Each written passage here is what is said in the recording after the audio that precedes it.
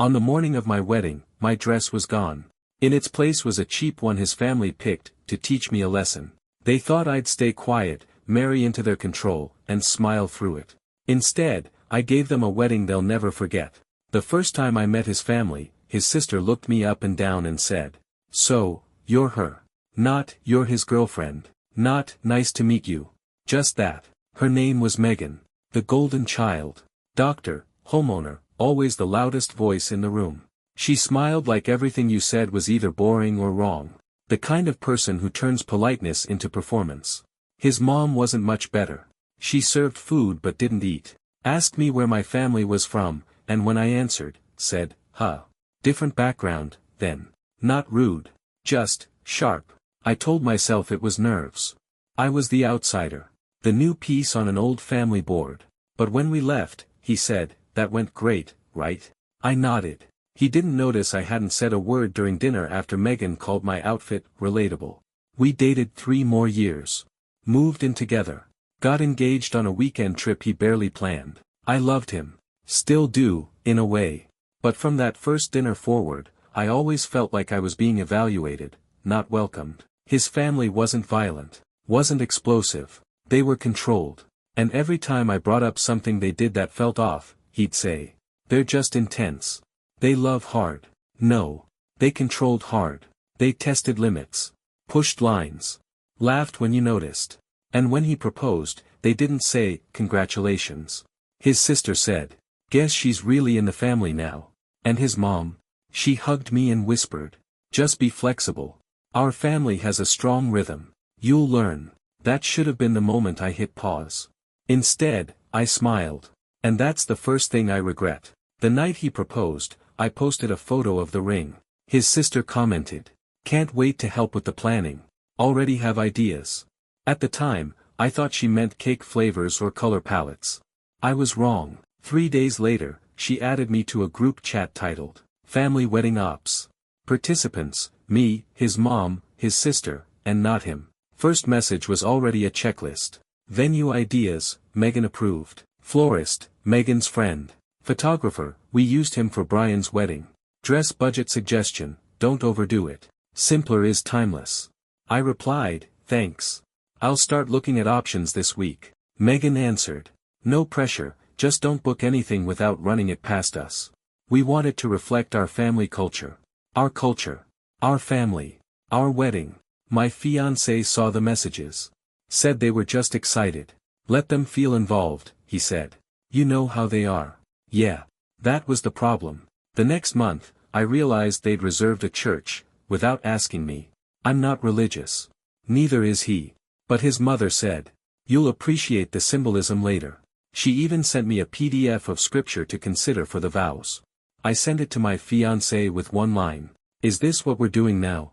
He wrote back, "Don't stress. Just go with it."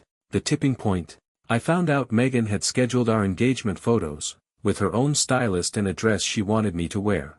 I'd never even picked a date for the shoot. When I said I wanted to choose my own photographer, she replied, "This is about the family brand. You're part of it now." No one asked what I liked. They just assumed I'd adjust. And for a while, I did. I told myself it wasn't worth the fight. But every small, "It's fine," I whispered to myself, was one step closer to the altar in a dress I wouldn't recognize. I found the dress on a random Wednesday. Not during an appointment. Not with champagne and a crowd. Just me, alone on my lunch break, wandering into a boutique I couldn't afford to look at when I was 22. It was off-rack. Last season. Ivory silk, low back, hand-beaded sleeves. Understated but sharp. Modern. Quietly powerful. It didn't wear me, it matched me. I sent a photo to one person, my maid of honor. She replied in all caps. "Buy. It. Now." So I did. I didn't tell his family. Not because I was hiding anything, but because it was mine. 2 days later, Megan somehow found out anyway. She called me, no greeting. Just, "I heard you picked a dress already." I said yeah. She was silent for a beat. Then, "Is it white?" I said, "Ivory." Another pause. That might clash with the rest of the wedding aesthetic. "What aesthetic?" I asked. "The one we're building." I told her I'd already bought it. She said, "You can always return it." The seamstress we use has amazing taste, she can help you pick something a little more traditional. Modest. There it was. Modest. Not a request. A correction. I didn't yell. I didn't explain. I just said, thanks for the suggestion. I'm keeping it. She didn't answer. The next day, I got a call from his mom. I know Megan reached out. You don't have to be defensive, sweetie. We just want the dress to reflect who you're becoming, part of our legacy. I realized then, this wasn't about the dress. It was about control. This was their test. And they didn't like that I'd passed it on my terms. I didn't want anything wild. I told my maid of honor, just a dinner, maybe a spa day. Low-key. I'm not a shots antiara kind of bride. She said she'd handle it. But Megan got involved. Of course she did. A week before the date, I get a text. Change of plans. We're doing something fun instead, winking face. Bring black heels and an open mind. I should have cancelled right there. But I didn't want to look uptight. And my MOH swore she'd keep it under control. We ended up at a downtown lounge. Private booth. Bottle service. Loud music. Megan was already 2 drinks in when we got there, wearing a sash that said, Bride's Best Bitch. The night went downhill quick. She ordered shots I didn't want. Made a speech about how we need to loosen her up before the big day. Started a drinking game that involved my dating history, which she somehow knew details about. And then, she called a male stripper. Uninvited. He walked in dressed like a fireman. I laughed, awkwardly, thinking it was a joke. Megan was filming the whole thing. I said, seriously? Can we not? She rolled her eyes. Relax. You're acting like someone's wife already. I stood up to leave. That's when she said, you know, if you can't handle this, you won't last long in our family. That hit harder than the music. It wasn't about the night. It was about control. Again, they didn't want a celebration. They wanted submission. I left, took a cab home. My fiancé texted, how was it? I replied, ask your sister. He didn't. It started with a calendar sync. I was on his laptop, trying to find an email I needed, wedding vendor stuff. He said I could use it. Didn't log out of anything. One tab caught my eye, Wedding Plan HQ. Not a Google Doc. A WhatsApp web chat. I clicked. It was a group. Fam only, Operation Wedding. Members, Megan, his mom, his cousin Brianna, and my fiancé. No me. The most recent message was from Megan. She bought that dress. LMAO. Let her wear it, we'll fix it later. Scrolling up, it got worse. Screenshots of my Instagram stories. Snide comments about my friends. A photo of my ring, with a caption. Can't believe he gave her grandma's band. It should have stayed in the bloodline. Then a message from him. Don't push too hard. She's sensitive. Just get through the day and I'll handle things after the honeymoon. After the honeymoon.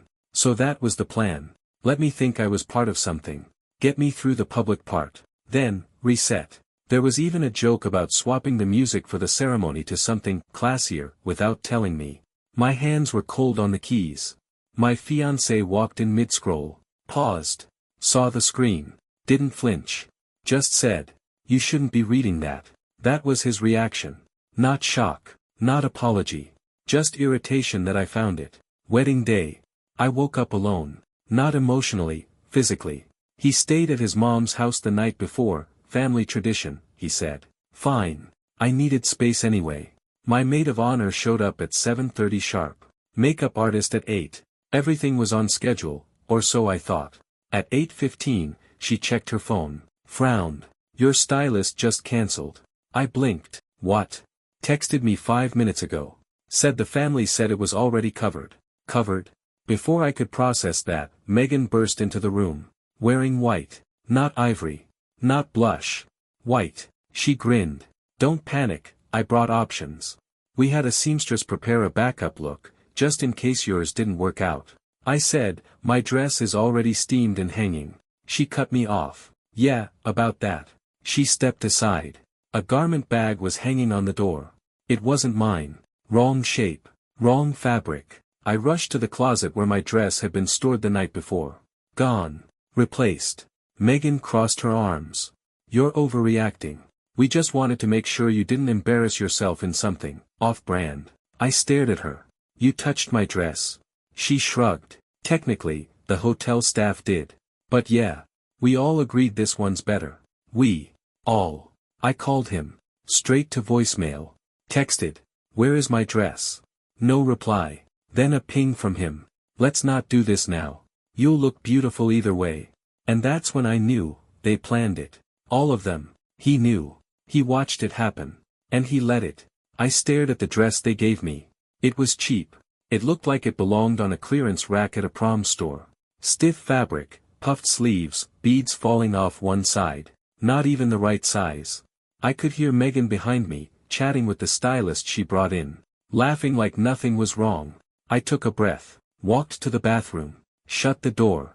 Sat on the closed toilet seat and stared at myself in the mirror. And I decided. I'm going to wear it. Not because they won. Because I wanted an ending that was mine. They wanted a scene. Fine. I'd give them one. But it'd be on my terms. At 11:58, the coordinator knocked. You're on in 2. I walked out in that ridiculous dress. Hair pinned. Makeup perfect. Spine straight. Megan's jaw twitched when she saw me smiling. She whispered. See? Doesn't that feel better? I said nothing. Just took my bouquet and walked toward the aisle. The music started. Guests stood. Phones lifted. And at the very front, my fiancé was standing there, beaming like a man who thought he'd won. Like a man who thought I was about to become his wife. He had no idea what was coming. I walked down the aisle in their dress, past their smug smiles, toward a future they thought they had scripted. Each step felt quieter than it should have. Like the air knew something they didn't. When I reached the front, I didn't take his hand. I took the microphone. The officiant blinked. The music faded. I turned to face the crowd, friends, co-workers, people from both sides who came to witness a wedding. And I gave them something better. Before we begin, I just want to say thank you. Thank you to everyone who came here thinking they were about to see a happy moment. It means a lot that you believed in that version of this day. People shifted in their seats. But I won't be marrying his name today. Gasps. You see, this morning, my dress was replaced. The one I paid for. The one that made me feel like myself. It was taken without my consent, by the people standing behind me, who claimed to welcome me into their family. They said it was a better look. Said I'd thank them later. This dress is not mine. This ceremony is not mine. But the decision? That's mine. I turned to him. His face was pale. You knew. You let it happen. You said nothing. I looked back at the guests. So instead of vows, I'll just say this. If someone shows you who they are before the wedding, believe them. Enjoy the reception. The food's already paid for. Then I handed the mic back to the stunned officiant, turned, and walked away. The moment I stepped off the aisle, the room froze. People weren't sure if it was part of the ceremony. A prank? Performance art? Some kind of ultramodern twist? Then the music stopped completely. And someone whispered, "She's serious." That's when the panic started. Megan rushed forward first, heels clacking like gunshots on the wood floor. Are you kidding me? You're embarrassing yourself. I didn't even look at her. I kept walking.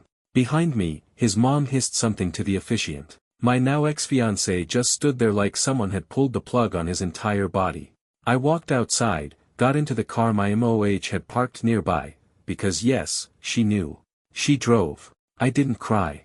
Didn't shake. Just sat in silence while the wedding unraveled behind me. Later, I got the texts. One from him. You humiliated me. Another from Megan. You'll regret this. You made a scene for attention. Then one more, unexpected, from his cousin Brianna. Just wanted to say, you did the right thing. I've seen what they did to his brother's wife. You got out clean. That one. I screenshotted. That one reminded me I wasn't crazy. That the dress was never the issue. That the wedding was just the final test, and they failed. 3 days later, Megan posted a long, self-pitying paragraph on Facebook. Some people can't handle real family love. We tried to help her feel included. She ran out on my brother and ruined what should have been the happiest day of his life. Sad. Attached, a filtered photo of the wedding aisle. Me in the terrible dress. Him standing alone. Captioned, she just walked away. No warning. The comments section split fast. Some friends of theirs wrote things like, unbelievable. She looked ungrateful from the start. Poor, his name, he didn't deserve that. But then, people from my side started showing up. And then, I showed up. I dropped exactly 2 screenshots in the comments. 1, the group chat message, "Let her wear it, we'll fix it later." 2, the text from Megan herself, sent 2 weeks earlier. "Don't embarrass yourself with that dress. You're marrying into a real family now." No commentary. Just the truth. The post was deleted within hours. But not before it spread. Her plan to spin the narrative? Gone. My DMs filled with messages from people I didn't expect, even 2 of his coworkers. "He used to brag about how you were easy to manage. We all hated hearing it." And from a vendor.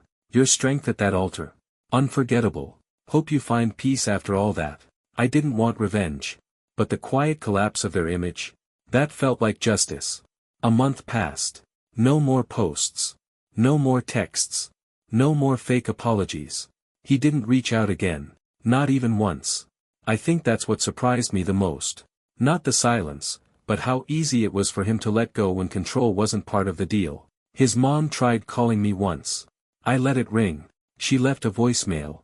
"We all make mistakes under pressure. Don't throw away something so special." Something special. I threw away a cage. Not a ring. People stopped asking for the details. The world moved on, like it always does. But inside, I didn't feel hollow. I didn't feel broken. I felt intact. Like I'd stepped out of a tunnel I didn't know I'd been crawling through. I wore my own clothes again. Cleaned my apartment top to bottom. Got rid of everything they'd given me, towels, picture frames, gifts from bridal showers that felt like traps in gift wrap. And I went out. Just me and 2 friends. Patio drinks. Laughter. Zero performance. No one asked if I was okay. Because I was. Sometimes people say, "You're so brave." But it wasn't bravery. It was refusal. Refusal to be dressed by someone else. Refusal to build a future on silence. Refusal to smile through disrespect and call it love. If you've made it this far, you probably think this is a story about a ruined wedding. It's not. It's a story about what happens when you stop making yourself smaller to fit someone else's idea of who you should be. They thought I'd stay quiet. Thought I'd wear the dress, take the vows, join their little kingdom and keep smiling while they reshaped my life behind my back. They thought silence meant approval. But silence was just the last breath before the boundary. And here's the thing about boundaries. Once you set them, you don't go back. These days, people ask if I still believe in love. I do. Just not the kind that requires swallowing yourself piece by piece to be tolerated. Not the kind that comes with conditions, group chats, and edited identities. The right kind of love. It feels like a room with windows open. Like your own name spoken without a smirk behind it. Like someone who doesn't try to make you smaller because your strength intimidates them. So if you're standing at the edge of a decision like I was, trust this. You are not hard to love. You're just hard to control. And there are people out there who will love you for exactly that. Let them find you. But only after you find you first.